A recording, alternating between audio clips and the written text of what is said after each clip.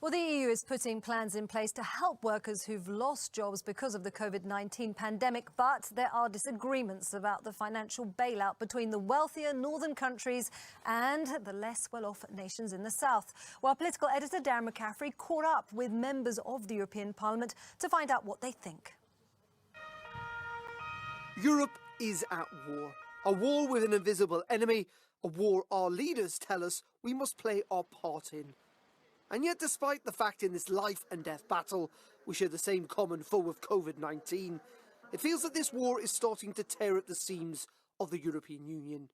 With anger in Italy, Spain and elsewhere about the EU's response so far, we gathered 3 MEPs from different parts of the continent. What Italian people expect from the European Union is a total change of attitude, because with selfish and with national position, we're not going to give a European response that is needed in this moment if we want to create a stronger European Union in the future. We passed the first phase of this health emergency. We will have to deliver with a European reconstruction plan, and we will not have enough money in the national budgets to manage this situation. So I think that the Commission is working, also the Parliament, the ECB, but we need even more from the Council.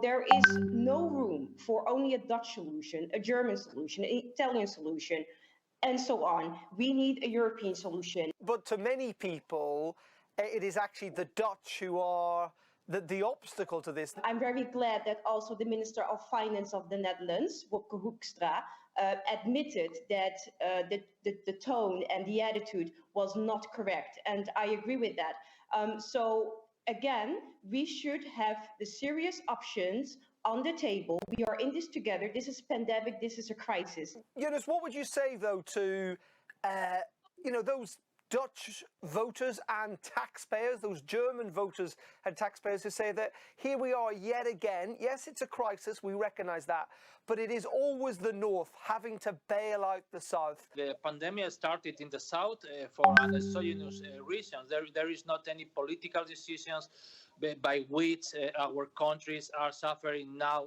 For the Italians, we expect solidarity for the other countries. Of course, I mean, we always gave solidarity to others.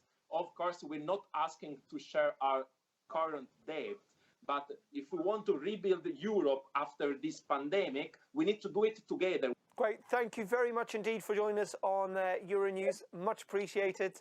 And stay safe. Thank you. Thank you. Stay safe. Thank you. Stay at home. Indeed. Thank you. Darren McCaffrey, Euronews in Brussels.